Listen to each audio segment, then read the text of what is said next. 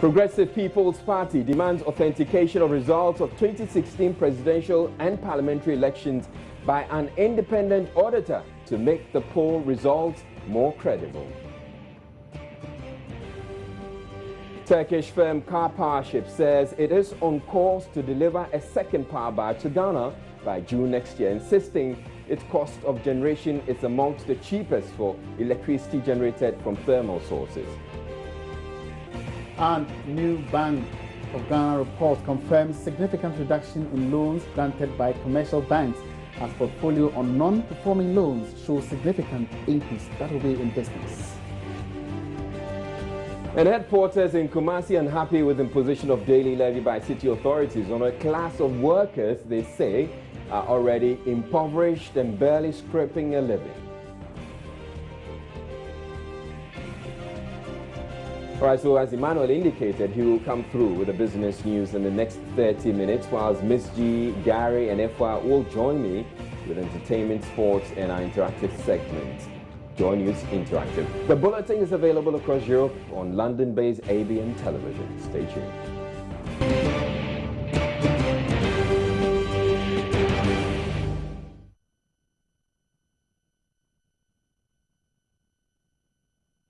Ghana's first accredited private medical school on Tuesday held a matriculation ceremony for its first batch of students. The 16 students, comprising 10 females and 6 males, are of different nationalities. President John Mahama at the matriculation expressed disappointment that about 300 medical doctors trained outside the country are still awaiting certification to practice in Ghana, despite the already low doctor-patient ratio. The ceremony was also graced by former Presidents John Rawlings and John Kufuor. The Family Health Medical School is the first private medical school in the country. 16 matriculants made up of 6 males and 10 females made the first batch of students. The students are from Ghana and other countries, including the United States of America. The medical school is attached to the Family Health Hospital, which is a 24-hour facility. Delivering a speech at the inaugural matriculation, Education Minister Nana Jane Opoku-Agyeman commended successive governments for investing heavily in education. The fact that Ghana has a good education system is not in doubt. And it is because we have supportive families. We have families who can hardly make it, but they'll put their little investment in their children. We have great teachers. We have teachers who have turned around the lives of many of our children. We have responsive curriculum that allows our students to end up wherever they are and still excel there. We've heard one example of a student who traveled to Harvard. We also have determined governments that, regardless the pressures on their budget, still continue to put so much of the resources into education. And of course, we have the general desire to succeed. That being the case, we need to show results that are worthy of seeing. It is not by accident that this afternoon, WAEC, West African Examinations Council, will celebrate the best students in West Africa. And guess what? For the 4th time in a row, Ghana has topped all of WAEC. President John Dramani Mahama, in his keynote address, asked doctors to make room for negotiations when they are unhappy about their conditions of work. When you have qualified as doctors, you may work in the private medical system or you may work in the public medical system. If you work in the public sector, there might be bound to be disagreements with government. But I beg you, when you disagree with government, don't punish your patients for it. Government is always willing to dialogue with you to see how we can reward you better. We understand the difficulty of the work of doctors, and I commit that we'll continue to dialogue to see how we can improve your conditions of service. President Mahama commended the Family Health Hospital and Medical School for deciding to offer updating courses for medical students who had their training outside the country to enable them write the dental and medical council exams in order to practice in the country. I was alarmed to hear that almost 300 of our doctors trained outside, medical students trained outside, have not yet been admitted to practice because they've not been able to overcome this hurdle. And so I'm therefore very grateful that Professor Kwaukume is opening the doors of this center so that our foreign trained medical students who have come can update their knowledge and be able to pass the exams of the Medical and Dental Council and begin to practice. This gesture by this school will certainly bridge the gap in the doctor-to-patient ratio, and governments will assist as much as we can in this noble endeavor. We believe that our foreign-trained doctors have a lot to offer and must be given the needed support and acceptability when they return home. President and administrator of the school, Professor Yao Enyonam Kwaukume, said the medical school would serve as a contribution of the private sector to the demand of medical services in the country. The Family Health Hospital, among other facilities, has a cardiothoracic unit with an ICU and an in vitro fertilization center. Former Presidents Jerry John Rawlings and John Ejekum Kufuor joined President Mahama to officially open the school. They were conducted round the facilities in the hospital and medical school. The Progressive People's Party is demanding that the results of the 2016 presidential and parliamentary election be independently verified by an audit firm before it is publicly declared, explaining such an audit would significantly add to the credibility of the poll results. The party also wants the Electoral Commission to blacklist registered parties which do no longer meet the criteria for their existence, so that Ghanaians would have credible options apart from the dominant parties. The PPP's call for an audit of the 2016 election result is informed by an advertisement in which the EC is inviting IT firms to, among others, demonstrate their ability to transmit election results electronically from the over 29,000 polling stations across the country. The direct transmission of the polling station result is part of proposals to eliminate errors associated with collating the results at the constituency collation centers. Though the PPP says this is one of the recommendations it supports, it says the authentication of the results is also needed to minimize the possibility of manipulation during the transmission process. The EC cannot implement this exercise successfully without an audit component. We have a history where the EC could not and has not published the results of the verification process in the 2012 elections. We cannot leave this exercise to any chance for a possible manipulation of the ICT infrastructure. We therefore call on the EC to invite at least 2 auditing firms to be part of the process from the very beginning. The 2 selected auditing firms shall have full access to the IT platforms and the coding systems for an effective audit of the transmitted results. The 2 auditing firms shall also audit the results independently and be given the opportunity to cross-check the work of each other. This must be completed before the final declaration of results by the Electoral Commission. The PPP also called on the EC to take immediate steps to clean the register before the November polls, convinced that 600,000 names of people who have died would have to be deleted. The EC should take immediate steps to clean the register.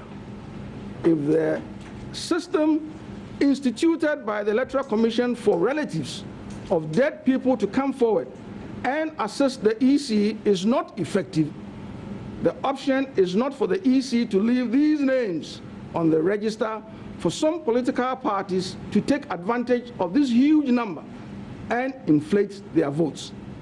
This will amount to the EC creating the necessary condition for rigging to take place. The EC should devise a more effective means to remove the names of the dead persons from the register. The Electoral Commission at the last count had registered a total of 24 political parties, though very few are functional and have complied with the Political Parties Act. The PPP believes this makes it difficult for Ghanaians to discern which parties are credible. If you are in a political environment where a significant number of the political parties, more than 60% of them, are not complying with the political parties' laws, why do you give them opportunity to field candidates? It is an unfair advantage as far as we are concerned, because we spend money to open offices, we spend money to maintain staffing, Some other parties don't do it. And you ask us to, all of us, give us equal platform. That is absolutely unfair. So the unfairness from the heart, so all those phrases that they are introducing, they are fantasies. And we should not allow them to do it.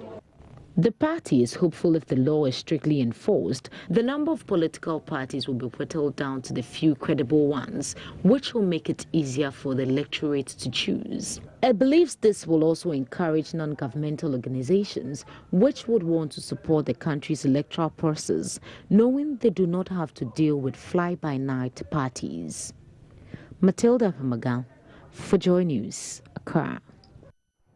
Parliament Tuesday began debating the petroleum bill before the House. The amendment, among other things, seeks to change the pricing of petroleum revenue dynamics. The bill, when passed, will make it mandatory for the service providers to publish the prices in the media and also on the National Petroleum Authority website. The pricing will also not depend on any formula.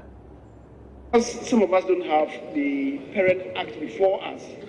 We're not able to follow the amendments being proposed by the committee. Mr. Speaker, that is why you yourself inquired into whose responsibility it is to do that. So if you can link it up with the Parent Act, we'll then be able to follow it. Otherwise, he himself was, in jitters a bit. I think what is being proposed is that in addition to the publication to the national dailies, the website of the MPA should also be where the prices, the ESPON prices, will be published. So reference here has been made to the publication of the point being raised by the honourable minority leader is that what is the provision? The ex-refinery prices and ex-pump prices of petroleum products based on the prescribed petroleum pricing formula. Here, it is putting the price determination on the MPA, which is being repealed. That is why the bill is seeking, if you read the bill, it says that the National Petroleum Authority... Honorable Chairman of the Committee, this is a very simple question. On prices of petroleum products based on the prescribed pricing formula. Here in the amendment, we are now adding the web. Service providers are not. The service providers are not only publishing it. Remember, we are now shifting. Honorable, why don't you say that in line with the bill, what you want to do is that now you are not going to determine, it's not going to be based on any formula. It's not going to be based on any formula, and now it's being determined by those, what is their name? By the service providers. And that's a result of, so now that responsibility that they based on a formula, we are removing the formula. We are amending the bill. Right, Honourable Speaker, we are amending the bill. Honourable Chairman, if they did understand you, they would not raise issues. Yes, so Speaker, he should explain what it means by the amendment being proposed. I'm determined to listen to the chairman. Let him that we are, quite frankly, first of all, changing the National Petroleum Authority to the service providers. But we are also adding the web, the internet, the website of the National Petroleum Authority. It is not about website. If you look at we are changing the National Petroleum Authority. The issue of formula. So we are changing the National Petroleum Authority to the National Service Provider, the petroleum service providers, because the National Petroleum Authority is no longer responsible for the bi-weekly determination of prices. So it's the National Petroleum Service Providers who are now responsible for publishing prices. We need to read the whole thing. But we are simply saying that in publishing the prices, apart from publishing it to the national media, the two national media, they should include the website of the MPA.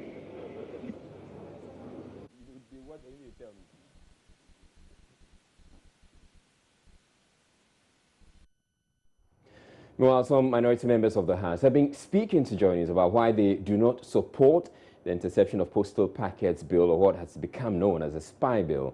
They contend that whilst there are existing laws that allow governments to request private conversations of any individual, seeking to make it wholesale will allow law enforcers to take issues for granted. One is interested in has terrorist activity and intelligence issues been heightened in the country.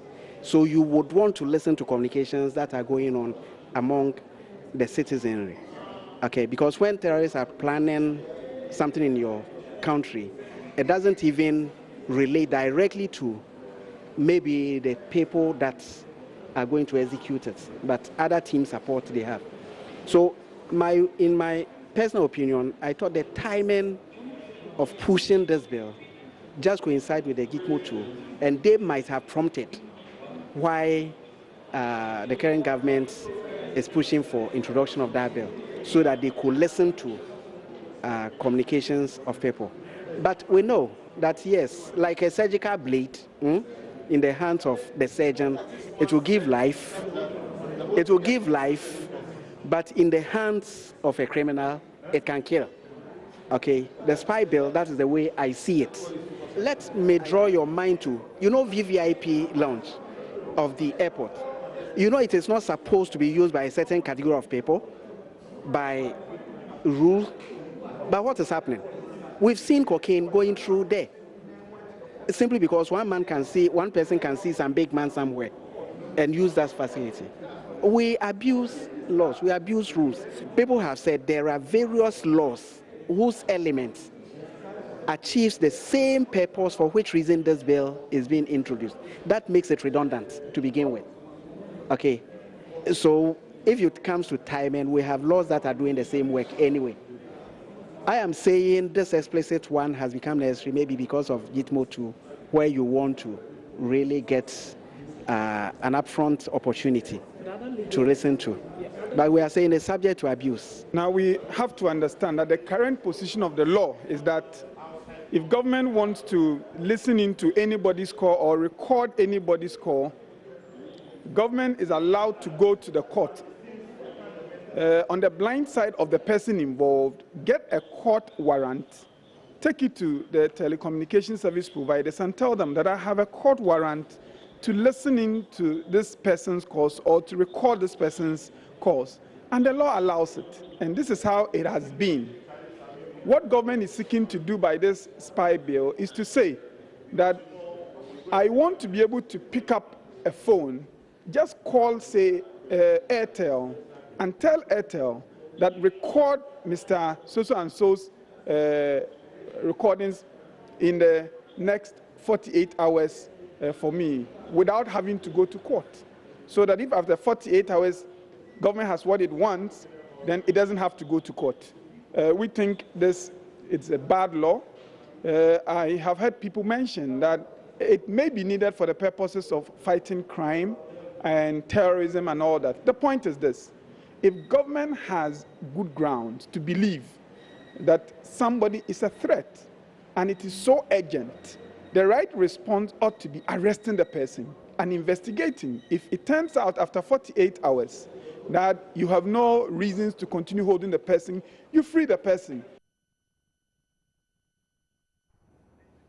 You're watching Joy News Prime. We're taking a break. We'll come back with more stories. Please don't go away.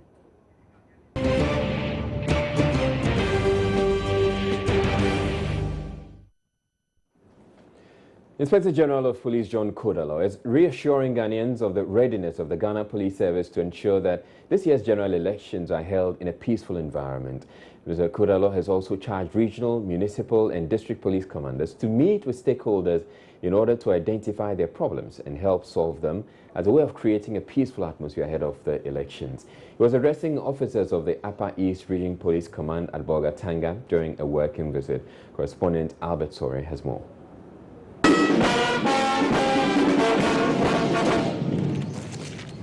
The visit was the first for IGP John Kodalo to the Upper East region since his appointment. He inspected a parade of police officers drawn from various commands within the Upper East region to demonstrate their combat readiness. The riot control team, together with members of the community police force, performed a mock riot incident. And now the officers have traveled and shoot some of the ringleaders. The Inspector General of Police, John Kodalo, was impressed after watching the mock riot control exercise. If the first one is shield bearers, they should all be shield bearers. If the next one is those with pepper spray, so be it. goes through battles like that until it gets to the last, just to say, graduated use of force. But I know you are lacking a lot of logistics. So you decide to do what you have, and that is very good. You thought outside the box to contain the situation, which I think you are ably contained. Addressing officers of the Upper East Regional Police Command, Mr. Kudalo reassured Ghanaians that the Ghana Police Service is doing everything it can to ensure that this year's general elections are peaceful.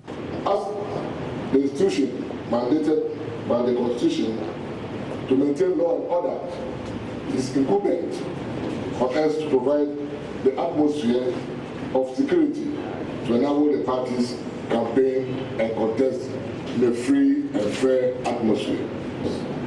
I therefore urge all the state and regional commanders to meet with stakeholders with a view to appreciating their problems and assist provide solutions. Upper East Regional Police Commander DCOP Simon Yao Afeku said the region has been generally peaceful over the last 1 year, except for a few isolated cases of motorbike snatching. He said the Regional Security Council, in collaboration with the police, is working hard to address the security shortfalls to ensure a peaceful election this year. DCOP Afeku, however, wants accommodation facilities provided for police personnel in the Upper East region. In sustaining this relative peace, the police has continued to be very proactive, working in strong collaboration with sister security services and agencies, and in cooperation with the Regional Coordinating Council and other stakeholders, especially the general public. On crime, prevalent crimes recorded over the period include assault and stealing. Amid some isolated cases of robbery, that is motorbike snatching, we have continued to re-strategize to combat any increasing or emerging trends of crime. Consequently, crime wave generally has assumed a downward trend, particularly armed attacks and other violent crimes which strike fear in the citizenry. Sir, on the issue of accommodation, the granting of rent allowances to rent our own accommodation has gone a very long way to alleviate the accommodation challenges facing personnel. However, there is a need still to enhance the barracks mode, which is suitable for housing personnel together for operational purposes. And in this direction, we are in contact with the regional administration, who are ready to provide us with some of their abandoned bungalows for renovation. Albert Soris reports. Headquarters in the Ashanti Regional Capital, Kumasi, are unhappy with the decision by city authorities to impose a levy on their daily operations. The Ashanti Region branch of the Kaye Youth Association says it will be highly unreasonable for the Kumasi Metropolitan Assembly to expect an already impoverished group such as the porters to pay market tolls from their meager incomes. Its Secretary Dauda Ibrahim says the decision must be reversed. The streets of Kumasi, they balance heavy loads on their heads. It's a daily struggle for survival. Over 19,000 registered porters live and operate in the Ashanti region. The porters, mostly from northern Ghana, are in the south in search of greener pastures. But they are taxed daily by city collectors. The life of a head porter is very rough. Many are homeless, and the young girls and women are prey for would-be rapists. Mr. Ibrahim said the Kayaye need more systemic support to give them a better life. Meanwhile, Ashanti Regional Director of Department of Gender, Augustina Jemfi, says the ministry is focusing on improving the lives of Kayayes. We are aware, and it's even in a project that we can get a shelter for them so that they can get a safe place to sleep in order not to be exposed to all these. And even if they get pregnant, there is a policy that they can still go to school. If they don't want the school that they are in, they can change school and complete. And to place workshop solely for Kayaye. And as I said, the objective is to let the Kaya know that they can't be Kaya forever. So whilst they are in that trade, they can also learn a skill that will help them get out of the Kaya and be well employed. The headquarters say, as things stand now, Ghana is a country in which the vulnerable are made even more vulnerable. The off-site team tasked to work on the validation of salary arrears of teachers has suspended its work. The suspension, according to the General Secretary of the National Association of Graduate Teachers, NAGRAT, is due to financial constraints. The validation team, which initially expected just about 27,000 applications, has so far been overwhelmed by applications in excess of 60,000, with more expected from late applicants. The numbers, according to Stanislav Nabom, has made the work of the team very daunting. We're expecting a total of about 27 to 30 application forms for validation. But what was received was in excess of, 27 to 30,000 forms. But what was received was in excess of 60,000 forms. The job was simply overwhelming. So they've broken off to reconvene, and gathering a team like that to work involves funding, so that the GES can mobilize around with the Fair Wages and Salaries Commission, Minister of Education, Minister of Employment, to get the funding to continue. Validation exercise should be over by the 15th of April. Yeah. Now, you just mentioned to us that they broke. Yes. And what's necessitated the break? You see, this thing... So now I'm thinking the deadline of 15th April is now coming in the balance. It's not.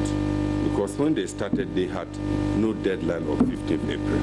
But when they broke off, within that period, you see, the whole of the audit team at headquarters had to virtually close with every worker at the validation site.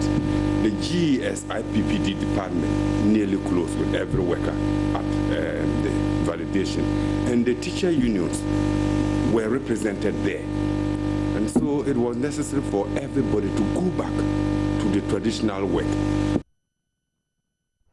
You're watching Joy News Prime. Still to come in the bulletin. Turkish firm Car Powership says it is on course to deliver a second power back to Ghana by September this year, insisting its cost of operations, its cost of generation is amongst the cheapest for electricity generated from thermal sources.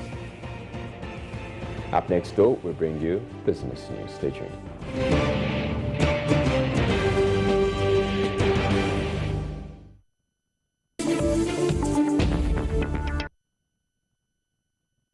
Right, time now for business. And Emmanuel Yafi has joined me, and he's going to be telling us how people are not paying their loans, they're defaulting on their loans, and so the banks are being shy. Not only not paying their loans, but the banks have reduced the rate of giving out loans to both individuals and businesses. Well, yeah, so they reduce it because people are not paying. They're not paying, okay, so to speak. Because if you pay, then the bank has the banks would have a lot more money to on lend to others. But that is a dire situation, you know, especially for businesses. Oh, yeah. It means that they will not have loans to expand, no doubt to about employ it. people. And if you're also looking for a loan to buy your next car, you're not going to get it. It will come from heaven. It will drop. All right, take it away, man. All right, so time for business now. And a new Bank of Ghana report has confirmed a significant reduction in loans granted by commercial banks to businesses and individuals. The central bank's financial stability report attributes the development to the difficult economic times. Now, but a careful look at the report also indicates that this challenge might not end anytime soon. George Yafe has more. Other reasons why credit extension are declining includes fears that the current economic conditions might not be improving anytime soon, balance sheet constraints, and the recent sharp increases in the policy rate by the Bank of Ghana. The report indicates that a significant drop in credit delivery was recorded between October to December last year. But for some analysts, the challenge might not be ending soon, looking at the fact that some of the reasons outlined for this development includes tightening of monetary policy, high cost of credit, and the challenging economic environment. This is because the IMF program will result in some policy rate hikes to help control inflation, and also the fact that the challenges facing the economy might not be ending now. So whichever way you want to look at this report, some followers of the economy are describing it as worrying because it captured a development in an industry rather than just one bank saying that it will not grant loans because of the challenging business environment. Some are also worried that it will result in some of these banks lending to government by buying treasury bills rather than lending to businesses and individuals. So if you have plans of turning to the banks for loans, you may have to look elsewhere if you don't actually need the loan that badly. Banks like Standard Chartered Bank have indicated that will be cutting down on aggressive loans because of the difficult economic environment. Meanwhile, the proportion of loans that banks fear might not be paid is going up significantly, according to the Bank of Ghana's Financial Stability Report, which tracked the performance of banks in the country for last year. This is expected to impact negatively on granting of new loans. Now, still in business, banks are stepping up efforts to rope more of the unbanked into the banking sector through innovative strategies. This has perhaps become even more crucial following the decline in customer savings, largely blamed on the difficult economic times.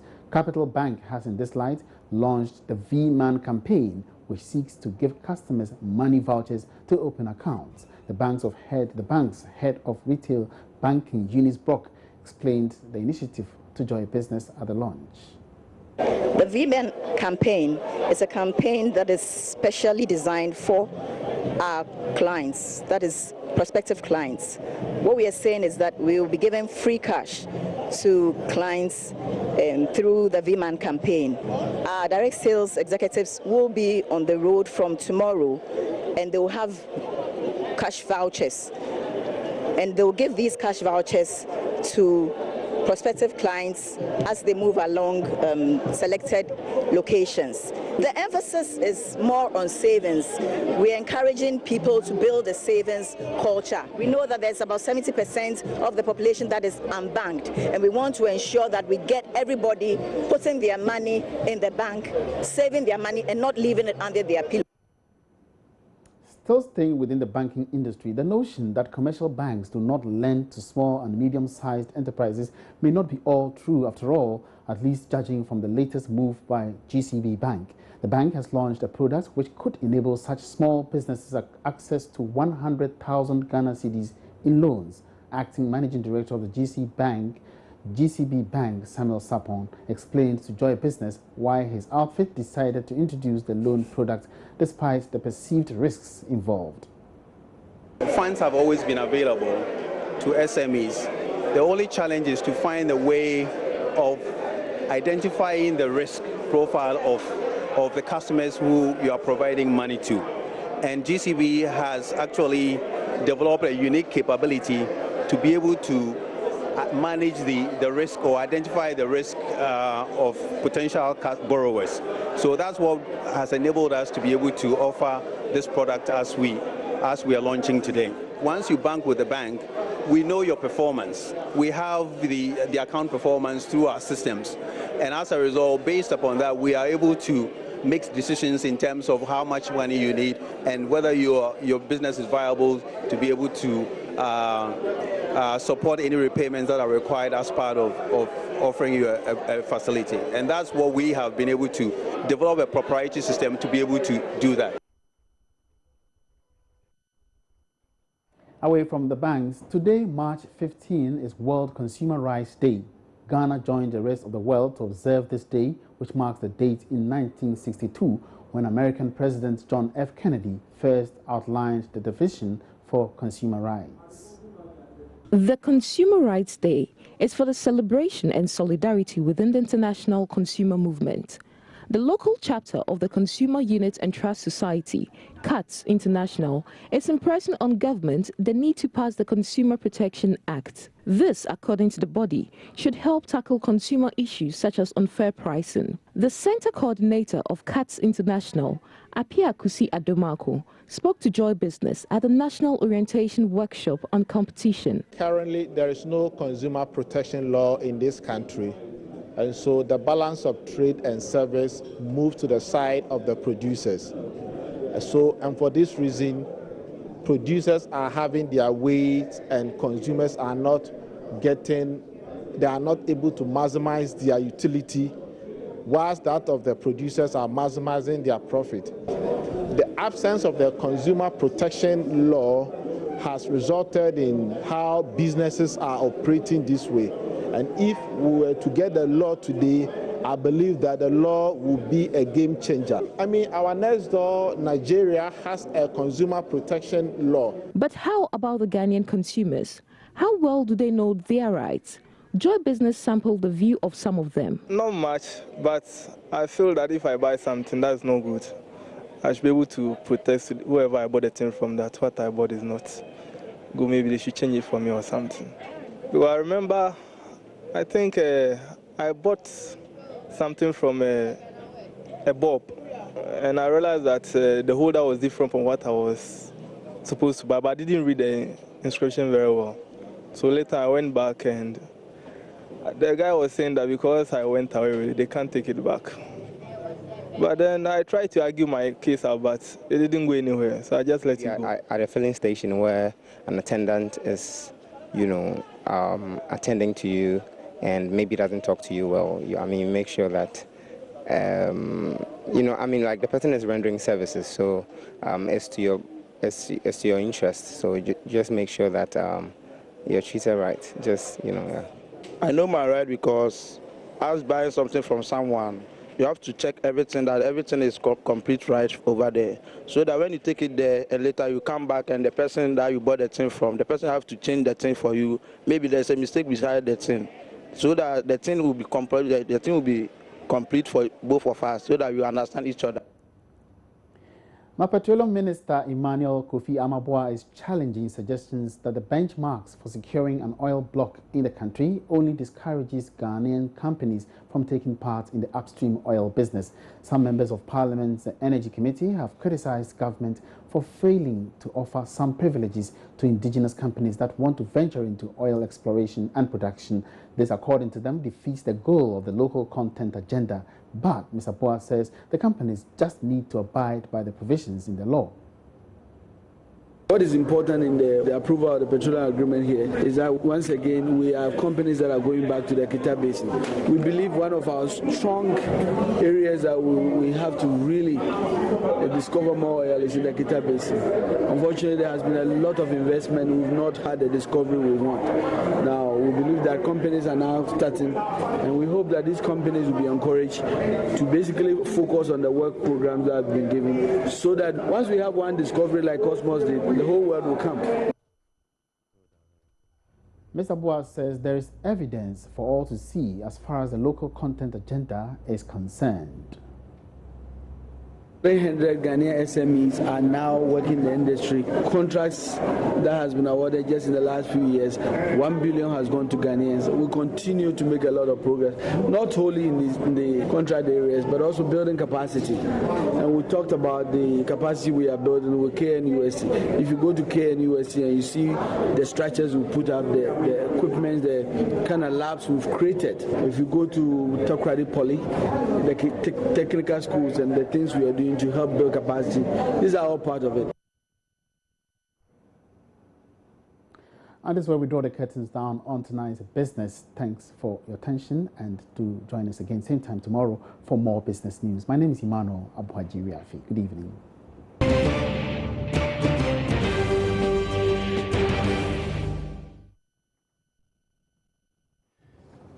Welcome back to Joy News Prime. Turkish firm Car Powership says it is on course to deliver a second power batch to Ghana by September this year. The injection of the company is about 220 megawatts into the national grid from its first power ship, according to President Mahama, was critical in helping to end the country's protracted energy crisis. Company officials who conducted journalists round the barge stated work on the second barge, with the capacity to produce up to 450 megawatts, is already 70% complete. Though the supply of electricity from the barge has been helpful, there have been many criticisms that it is coming at too high a cost. But Zainab Harezi of Car Powership insists the company's cost of electricity is amongst the cheapest as far as thermal generation is concerned. The foundation of the power plant is very similar to conventional land-based power plants. We are using the highest efficiency internal combustion engines with the highest capacities so that they can operate both their dual fuel, they can operate both on low sulfur heavy fuel and natural gas. Hence, we are able to provide an extremely low fuel cost that is the lowest in the global arena. With our low cost of fuel consumption, then on top of it comes only the capacity cost. And with the addition of two small numbers, you get one small number.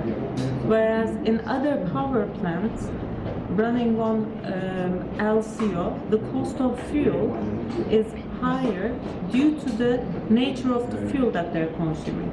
LCO is a combination fuel of higher priced fuels that are obtained at the value chain of crude oil refinery operations. So they are priced much higher, LCO is priced much higher than the low sulfur heavy fuel. Right.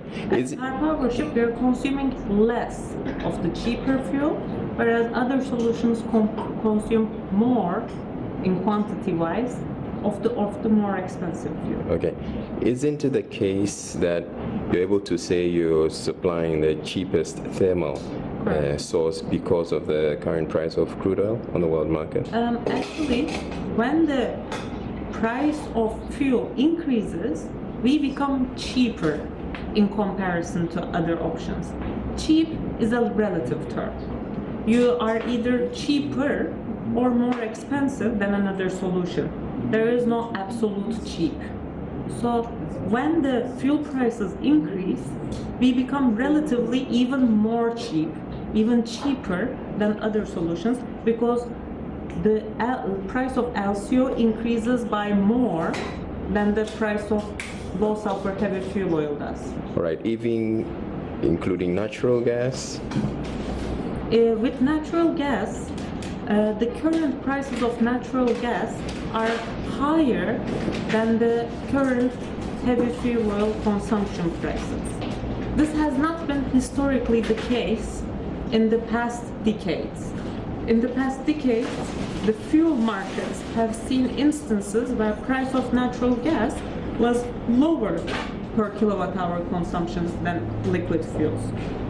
But right now, due to this anomaly low prices in liquid fuels, right now operating on liquid fuels is much cheaper than operating on natural gas. So which means that it could get to a point where natural gas will become much cheaper. That's exactly true, and for that reason we have equipped the power ship with dual fuel engines that are able to convert to natural gas immediately once natural gas becomes available and feasible for extremely low tariff provision to people of Ghana. So you're ready essentially to switch to natural gas if it becomes cheaper? Technically, we are ready today. Commercially, we will be ready when the natural gas price becomes lower than the liquid fuel price. Having said all of this, what is the price at which you're selling the electricity to us? Because it's on that basis that we can make the comparison whether you're one of the cheapest. Our price is comprised of two components, two major components. One is the fuel consumption and one is the capacity. The fuel consumption price is pegged to international world price indexes, which are globally obtainable, and these change every day. You can call up Platts is, for example, an international fuel price index pricing mechanism, or you have WTI, or you have Brent indexes, and our fuel consumption is indexed to global fuel price index. The capacity component is not indexed, and it is fixed through the first 5 years, and then there is a reduction, a slight small reduction for the remaining 5 years of the 10-year contract. term. So it means what you're trying to say is it varies. The total price of electricity varies based on the fuel portion of it. So one portion stays fixed, the other portion varies based on the global international fuel index. What would you say has been the price in the last or since car park came to Ghana? Currently our price is lower than 10 US cents, but having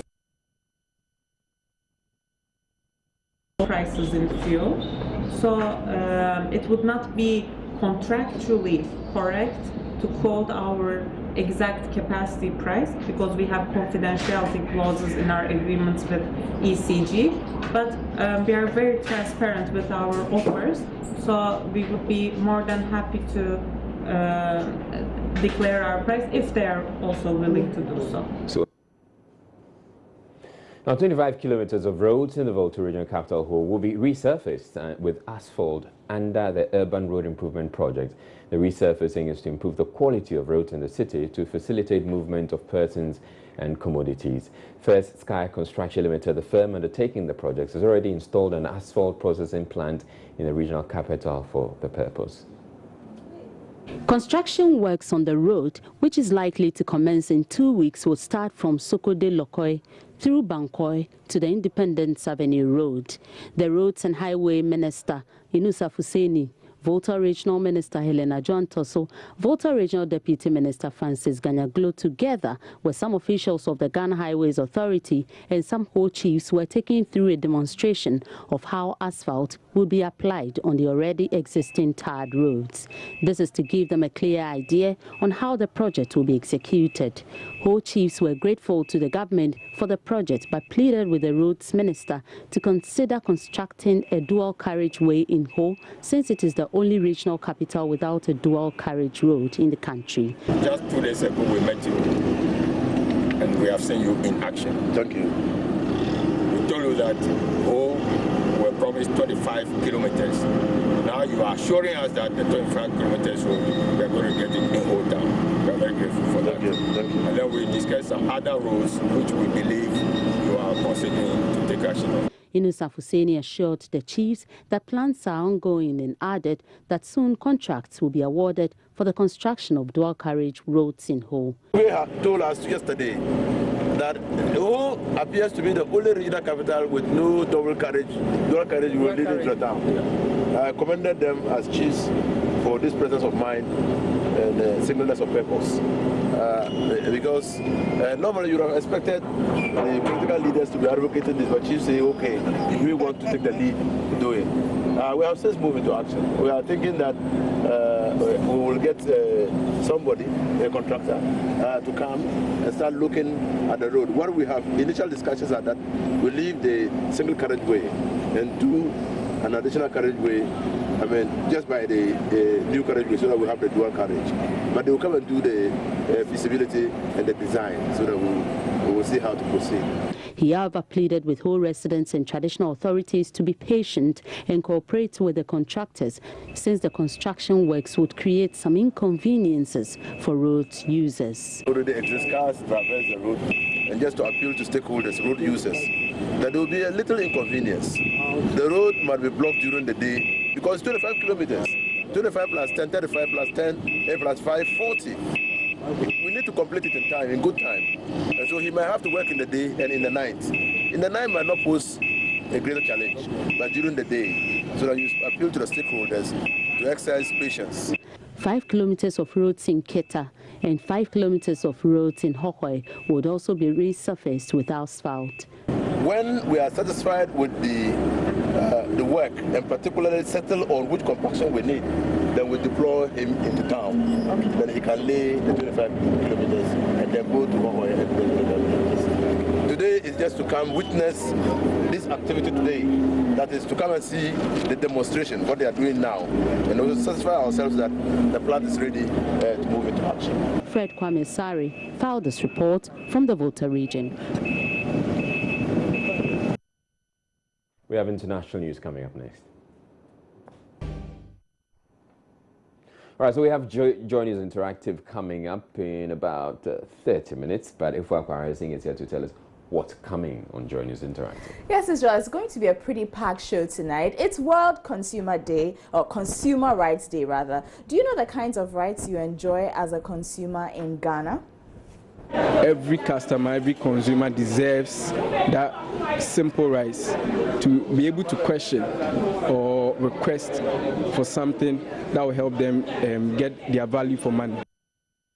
Now, in a recent interview, President John Mahama told the opposition flag bearer leader, that's Nana Addo Dankwa, that he is ready to debate issues anytime. So what will be a verbal battle between the two like? Mahama will win. Why? Because he's doing very well. More on that, and Ghanaians tell us what they think about so-called smaller parties. It does not exist in physical, maybe in books, in the electoral commission. I've thought about this thing for many years now. They have to be scrapped of inequality, not quantity. You can also let us know what you've been thinking about it. That's coming up on the interactive segment in about 30 to 45 minutes. Ijo. All right, thank you very much. Indeed, it looks pretty packed, Joy News Interactive. So we'll have that coming up in about, 30 to 40 minutes. But also coming up, we have sports, and then we also have entertainment, all coming up in the second hour. Please stay tuned. We'll be back in a bit.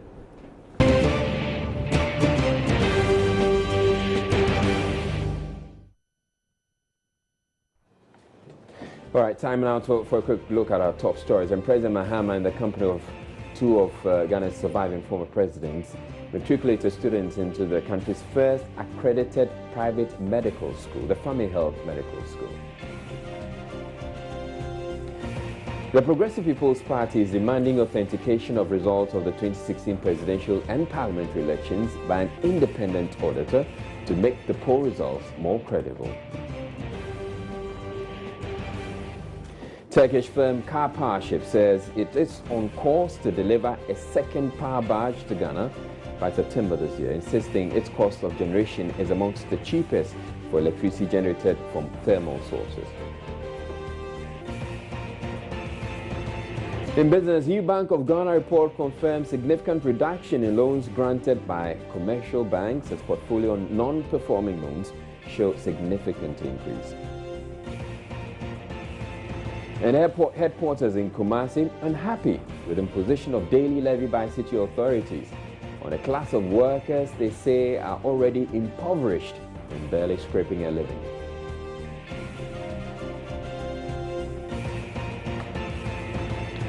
Now, business activities at Abosso, a mining town in the western region, is dying as a result of the collapse of the Abosso glass factory and recent retrenchment of mine workers by major mining firms in the area.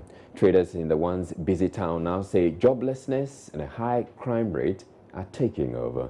Joy News' Justice Baidu spent some days in the town for his newest documentary titled Ghost Factories, and he sent us this report.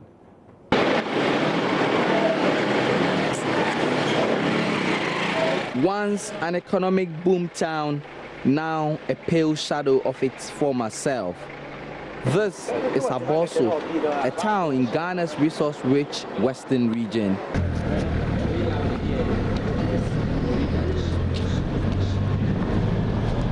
The Abosso glass factory, which collapsed 15 years ago, sent the town into a serious economic decline. It was, however, held up by booming new mining firms that came in the artisanal mining sector. But now, there's a global price collapse of gold, and major mining firms are slashing jobs and cutting back investments. Abosso ankasa de ejuma bia ni ha bio. Glass factory no green ejuma bia ni ha. Future ne de. Menim dia obesimu. Na mehwe me na so hwe de obesi a onye because for now no e da ode mu mpo a otimo obodo oba attack because of ejuma oni ho nti fi de say ejuma no ankodo wa ha young boys no ebi no ba for ho adwen and ebi na obi akita na adwen ebi fi de ono owie a obenya na oda survive. This is the almost deserted market here in Abosso. Empty stalls and idle sellers. Because the act of buying and selling itself could only thrive when there is money and a sustainable means of earning it. And as nearly every money-making activity is under threat here, only so much could happen in places like these. And the result is this. And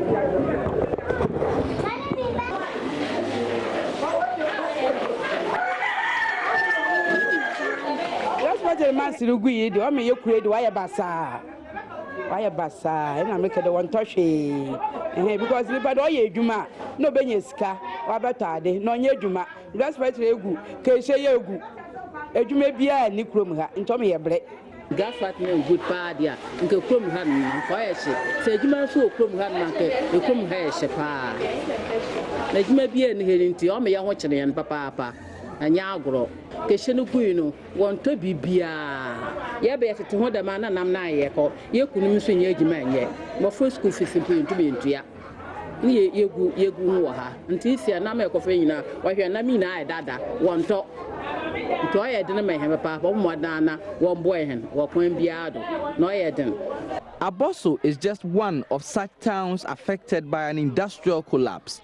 Standards of living keep dropping, and for many here, with gold prices constantly dropping on the world market, the future may be worse.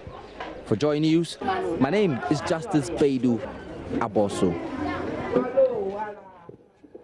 Now, 35 organizations, including Multimedia Group Limited, have received over $2.5 million in funding from Star Ghana to help ensure peaceful, credible, and an issue-based campaigning ahead of the November polls.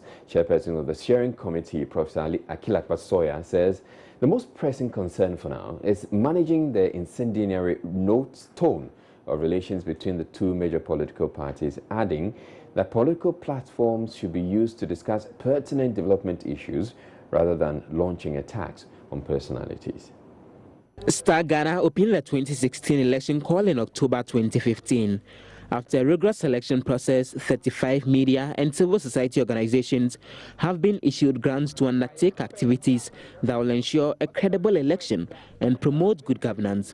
Speaking to Joy News, the chairperson of the Star Ghana Steering Committee charged leaders of political parties to focus on issues of national interest when they mount campaign platforms. I realize that there is much discussion of fears and worries about what is coming. I think we should be careful not to exaggerate the fears. They are real, but there are ways of managing them. In particular, the concern which we have is about the tone of relations between the leading political parties, the incendiary language, the personal attacks. These tend to take away from the question of issues for discussion.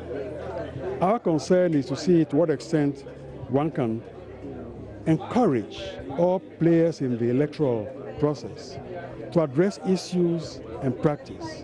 Acting Director of the Ghana Broadcasting Corporation, Mrs. Francisca Ashiti, who signed the grant document on behalf of the media, says the biggest challenge for media houses, especially in election years, is identifying an independent source of funding. One thing that has always hampered the effective role of the media has been source of funding, an independent source of funding. So in this election year, with this money coming, although it would not cover everything, it will go a long way in helping the media to play its role. Multimedia Group Limited was also awarded a grant for a project entitled People, Policy and Power, which seeks to promote issue-based campaigning. In the 2012 election, that was the first time they approached the media to try and help us ensure that the elections were peaceful. And especially in the post-election period, when there was the election adjudication, Joy News played a key role. We are partners with them. If you can remember, we had this jingle going around, let's keep the peace. And we do believe that we contributed significantly to ensuring that that entire 8-month process, even though we are beaming live from the courthouse, the issues that were going on, Ghanaians got to appreciate and understand the issues. The whole High Court, in a default judgment, has ordered the Global Evangelical Church to return all properties belonging to the Evangelical Presbyterian Church of Ghana, or EP Church. The court, presided over by Justice Patrick Bayer, said Monday that chapels and manses, including those of Jalukopa, Keta, Alonga, Dabala, Akachi, Teshinungwa, and Obuasi, which are currently being occupied by the Global Evangelical Church, should be returned to the EP Church. The Global Evangelical Church and the Evangelical Presbyterian had engaged in a fierce confrontation, including physical assault, over these properties. The fight between the two churches began after the Global Evangelical Church broke away from the EP Church due to constitutional disagreements on the terms of office of the moderator and doctrinal differences about 26 years ago. The Global Evangelical Church took possession of some chapels belonging to the EP Church after the breakaway. A group of members of the Evangelical Presbyterian Church, called Defenders of the Faith of the EP Church, filed a suit at the High Court on August 19, 2015, seeking an order for recovery of all properties. Leader of the group that took the court action, Fred Gobatenge, told Joy News that the EP Church is happy that the Almighty God has ruled. Their front door broke away to form a church, but they still continue to cling onto our property. No amount of talking or mediation or reconciliation over church to solve any problem. Chief of Ho, people from Germany, Christian Council, all of them together, but they never yielded. Finally, after so many court attendances, we were able to overcome first the late case, which was adjudged in favor of the EP Church. But still, the Global Evangelical Church, which name was adopted by them after the court ruled in our favor, continued to worry us, the main church. They have thrown stone at us, forcefully in our wealth, you something for us, but we persisted. What is for Caesar to be for Caesar. Up next, we bring you entertainment with Ms. G. Please stay tuned.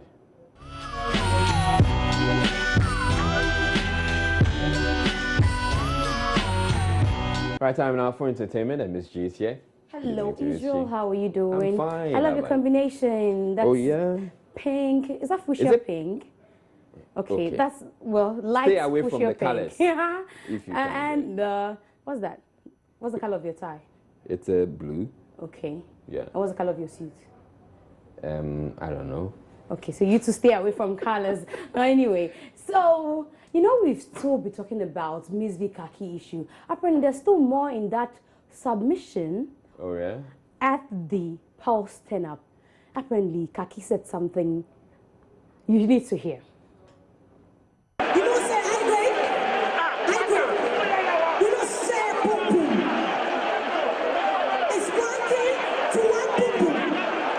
And a real bad man, now party. I say, a real bad man, now party. So fire. Please give me less, give me less. Give me less. Give me less. A real bad man, now party. So fire burn, nothing. Fire burn, nothing. DJ, this is the freestyle for all the little girls in town. DJ, drop it.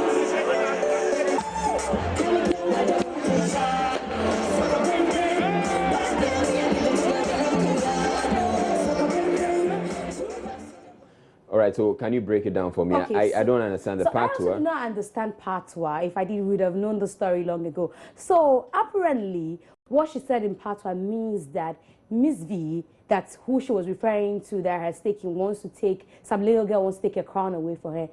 They don't, she shares pum pum, and it means that Miss V sleeps around with her teammates. So she said in high grade, they don't do pum pum. You know, high grade families where she belongs. Yeah. It's one man and one woman. You know, so it's not you sleeping around or sleeping with your teammates.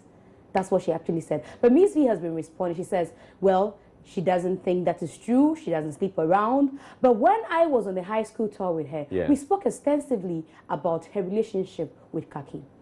I really don't know where that is from. It was part of the act, I'm sure. Have you You know how dance hall, you know, when they get on stage, when we get on stage, we want to be hard. I mean, I don't know. It might be part of the act, but I don't have any beef with Okay, Kaki. so I actually respect her. So, yeah. Have you spoken to her after? No, I actually haven't spoken to her after the show, but. Do you when I see her, we do talk. You intend to take a swipe at her when you also go on stage? No, there's nothing. I have no. What reply? What happened? There's nothing to reply.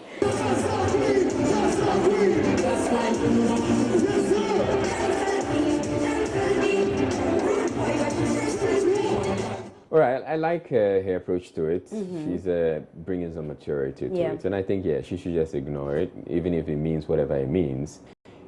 You guys can move on and peace will prevail. Do music. You know? Yes, exactly. Yeah. That's what she says. Great music and let your music speak for you. True, true. Okay, so you know earlier this year we told you of Shatta Wale walking off the stage of Love FM's old school reunion, and the fact that Love FM has sued him and has asked that he pay a certain amount of money, otherwise they'll sue him. Now Love FM has come to say that rather they didn't deal with Shatta Wale directly, it was through an intermediary. So if they have any issues, they have to, you know, seek, you know, redress from that person. Yes, they asked to get Shatta Wale to them, and they've been apologizing to Shatta Wale. So Marco Kwekumante, the programs director of Hits FM, has been speaking on behalf of Love FM. A few months ago, precisely in November, where we had a schools union, the Kumasi version organized by our colleagues at Love FM. Shatta Wale was engaged to perform at the event through an agent, and so he came. All right, he performed, but he did not finish because of some problems with equipment, and so he also left somewhere in the middle. I mean, it's normal. Sometimes it happens when you want to give your best and then gadgets are not permitting you, and so what happens is that you often blame organizers, which of course, if you blame organizers, no one can fight you. So he left. Somewhere a few weeks ago, a document leaked on social media that multimedia was about suing Shatta. We officially did not issue that document. Do you know how the document came out? I think it was a leaked document. It was something that was in discussion, so it was not supposed to come out. So if we saw any document, I didn't see it myself, but I heard of it. But if any document came out like that, it gave a wrong impression about Shatta, and so that is why I am here doing what I'm doing. I think that he was not treated fairly. Has multimedia reached out to his management? Has anyone spoken to Shatta Wale or his management? Yeah, we've spoken to Shatta's management. I did some myself. Yeah, and so, like I said, it makes sense that if you even if you're patting someone on the shoulder and the person said it hurts to pat me on the shoulder, or you can say sorry. I know you love me. I know you love me. So hold me. Don't make me go baby. Okay, so that's the issue, and we are rendering an apology on behalf of Love FM to Shatta Wale. So I hope Shatta Wale accepts our apology, and we pray we let sleeping dogs lie before he comes up with another track about multimedia. You know, because that's for him. You know, he'll just get into the studio and drop some. I can imagine. Yeah. Multimedia, whatever, you know. If he calls Otable, multimedia will be Mote. Okay, so before I got here, I had to do a quick one with actor John Dumelo. He's been talking a lot about the Ghanaian Actors Guild. Now, what is happening with the Ghanaian Actors Guild at the moment is that their president passed on, Reverend Eddie Kofi, may he so rest in peace, and they are yet to get a new president.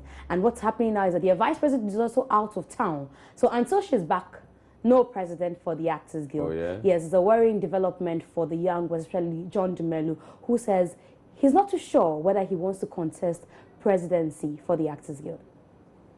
I was thinking about it today. I was like, why don't we just form a new group altogether full of young, vibrant guys and just let the old guys go to sleep. But it's hard to do that because even in governance, you realize that even though you'd have a youthful group governing the country, you realize that the old guys are still there, to give advice, to do so many things. So it will be hard to let go of the old guys. Would you rather then push them out, the older folks, say, can you take a step back and have we young ones now take the mantle? It's hard to say. The young ones can take the mantle, but we still know the old ones. We still need them for experience. We still need them for advice and stuff. Probably we can just form like an advisory body that would advise the new group that will be formed. I think that would be a step in the right direction. But I really think that we need a new crop of people to spearhead the thing. Certainly, young people. I think that would be good. Now, you keep talking about new group. We have intentions of starting another guild. I don't have any intentions of starting another guild. It could be the present guild that maybe I will decide to serve, or maybe I can just say that I'm just forming a new guild altogether. But forming a new guild is not going to be easy. Would you like to vie for president of the Actors Guild? I think I just want the Actors Guild to be strong. Whether I stand for president or not, I can't tell now. But I think I just want the guild to be strong. When the time comes, I'll see about that. You're that passionate about it. You don't think that your passion could drive you, even though you haven't thought about it, could drive you to go pick a form and say, let's try this? Well, I could pick a form and say, let's try this. As for that one, it's not a problem at all. All right, John DeMello. Yes. So have you heard of Rihanna's work tune? Well, before we get on, I mean, people say that he looks like me. Really? Is that the case? Like which parts of him? Well, yeah. Oh no, I've had people actually talk about that.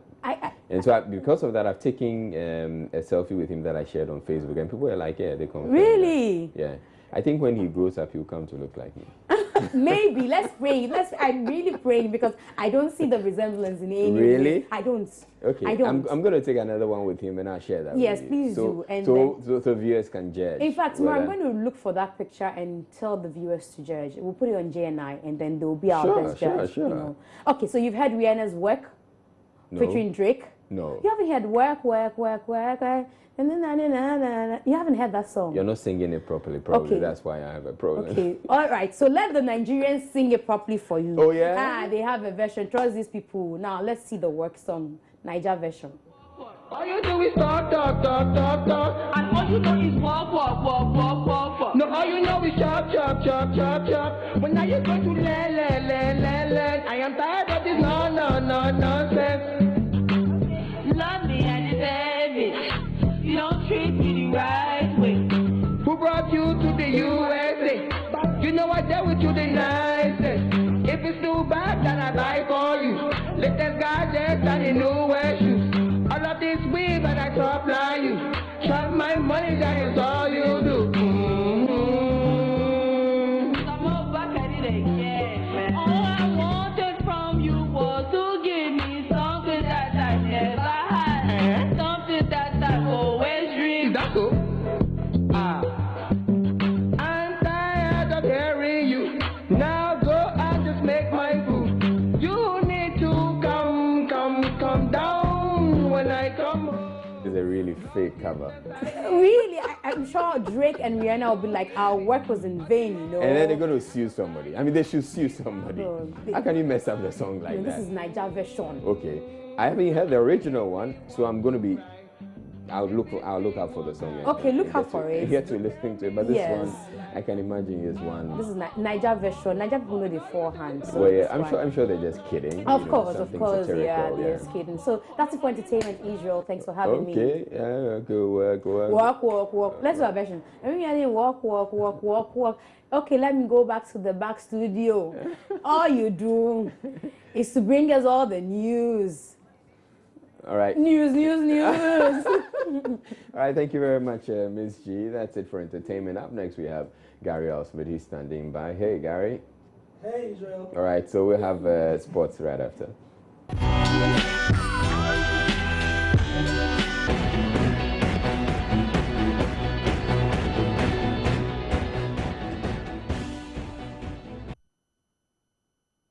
Right, time for sports, and Gary L. Smith is here now. Hi, Israel. Hi, Gary. Yeah. All we do is sport. You're also doing your own cover. The Ghanaian version. It will be better. Yeah? Yeah. Well, I think you can do a better job. Yeah, it's just that. Because you have some skills, man. I mean, I've heard you do some rap and stuff like that. And I'm like, you're on point. Man on point. Among other things. Right, sports coming up in sports. Yes, in the UEFA Champions League, the updates are what we'll be giving you now. Manchester City versus Dynamo Kiev and Atletico Madrid versus PSV Eindhoven. Also, we will be checking out what's happening in the Ghana Premier League, the latest from Heart of Folk and Asante Kotoko. Then we do a bit of NBA and more. But in Europe today, we know that Arsenal and Barca is taking a lot of your fancy, but that will be tomorrow. Today, Manchester City are up in the UEFA Champions League and is currently 0-0 after 40 minutes. In that game, Man City already leading 3-1 on aggregate, and it's the best chance for them to go into the last 8 in many, or ever, really. Atletico Madrid are 0-0 with PSV Eindhoven. PSV just need a scoring draw, and they are through. And this is the live stream, the live game of Man City versus Dynamo. Looking good so far for the two sides. So, in the Ghana Premier League, we'll come back to the Champions League, but in the Ghana Premier League, Hearts board member Frank Nelson is in the news again. He says coach of the club, Kenichi Yachuhachi, defied the odds in order to be coaching the team to where it is so far. He was speaking after the team has been doing well in the Ghana Premier League so far. They've played 4 games and currently have 10 points. It's a challenge that the coach took because, like I said, he came to a new terrain where everybody gave him negative. And he masterminds himself to say, look, I'm going to stay. Otherwise, he has all it takes at that time to say, look, this environment is not conducive for me. Let me pick my bag and go, because what I'm seeing and the result, I've got a bad result from Wafa. I've got a bad result from Libya. I've got what you say, a just average result from GC's, a knockout. Then a good person will say, look, the media is not behind me, the club is not behind, nobody's behind me. Let me just take my bag. But the club, he defied all odds and said, look, I'm going to work, I have something to give. And then just give me the support which the management and board of directors of Accra Folk will say, look, there's been a lot of critics about you, but we are solid behind you. Give us what it takes. And we saw from the result we are getting today. Meanwhile, editor of Kotoko Express, that's Kotoko's official mouthpiece, Jerome Otri, has bemoaned what he calls the club's worst ever league start.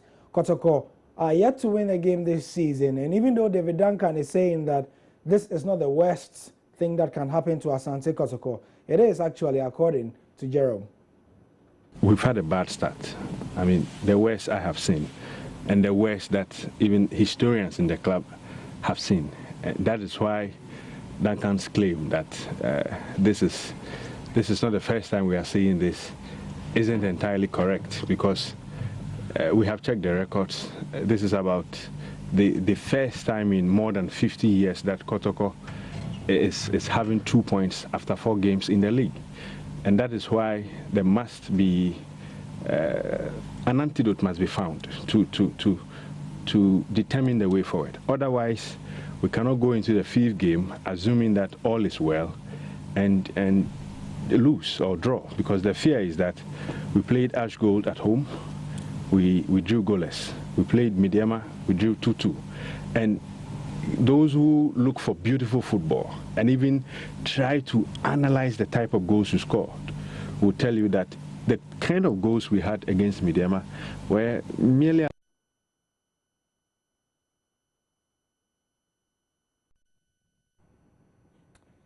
In the Barclays Premier League, it's getting more interesting at the top. The race is between 2 teams, or if you are very optimistic, then it's between Leicester, Tottenham, and others as well. Southampton manager Ronald Koeman believes that the title race is now between Leicester City and Spurs. Oh, the fight between 2 teams, and before this game, it was still the fight between maybe 4 or 5. And that's the difference. And that starts to run in your mind as a Leicester player. Do you think that creates more pressure just because it's only Tottenham now? Yes, because you come closer to win the title. And that makes the difference. Before today, the manager was mentioned still European League. But after today, they have really Champions League. And then it's about the second of the first place. And that's really the title. And that's a different situation than it was before. Arsenal and Manchester City will not be happy about what Ronald Koeman is saying. However, that's the battle at the top. Down below, Newcastle United manager Rafa Benitez lost against Leicester City yesterday, but he's confident of turning the club's fortunes around, and he's asking that the fans rally behind the team. If you don't win, I'm not happy. So obviously happy with the performance of the players, the commitment, the work rate, but we have to get results. And then I have a lot of positives today. I could see a lot of positives, but still we have to improve and change or correct little details that can make the difference. The Magpies are 19th on the log, but 1 point behind 17th placed Sunderland. Benitez was confident that he could still guide his side out of the relegation zone. I can see in 3 days, as I said before, the commitment of the players was there. And so that's the Premier League. Meanwhile, in the Emirates FA Cup this weekend, Arsenal were bundled out, and so they couldn't make it a three-peat. They couldn't win back to back to back. They were bundled out by Watford, and Watford will be meeting Crystal Palace in the semi-finals at Wembley. Also at the same venue, Everton, who kicked out Chelsea, will play West Ham or Man United. Don't forget that those two, West Ham and Man United, are scheduled for a replay. The draw for the semi-finals of the Emirates FA Cup took place on Monday. With the holders Arsenal eliminated in the last round, there'll be a new name on the Grand Old Trophy for the first time in 2 years. 3 of the 4 semi-finalists, Crystal Palace, Everton and Watford, have already been decided, while Manchester United and West Ham need to replay their quarter-final clash after drawing 1-1 at Old Trafford on Sunday. The first ball out of the pot was Crystal Palace, and the Eagles were drawn against Watford. The Hornets' reward for eliminating the defending champion Gunners is a Wembley date against Alan Pardew's side. Next out was Everton, conquerors of Chelsea in the previous round, who were drawn against the winner of the replay between the Red Devils and the Hammers. So that's England. Meanwhile, in Italy, news has come in that after the Euros, Antonio Conte, boss of the Azzurri, will step down. He made the announcement after telling the Italian Football Federation that after the tournament, which starts on the 10th of June, he will not be coaching the national team again. Cue a lot of interest from all those speculating that Chelsea are after him. Will he or won't he? We'll find out. Antonio Conte will step down as head coach of Italy after the Euros. These are some quotes in. At the moment, my focus is on the Euros, he says, where we'll try to work hard and sacrifice to do our best at the tournament. Anyone who knows me knows I'll give my total commitment to this. I feel I should go back to being a club manager to have the chance to train with the players every day. I want to thank the president, everyone at the federation who has followed me in this wonderful adventure. In basketball, it was time for the OKC to thunder their way through. And they did so, just exactly that, with a whitewash of the Blazers, 128-94, and we have the highlights. The Oklahoma City Thunder faced the Portland Trail Blazers on Monday at the Chesapeake Energy Arena.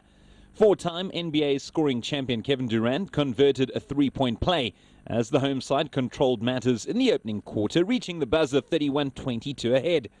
The Thunder continued to rule the court in the second. Russell Westbrook found Steven Adams underneath for a short bank shot.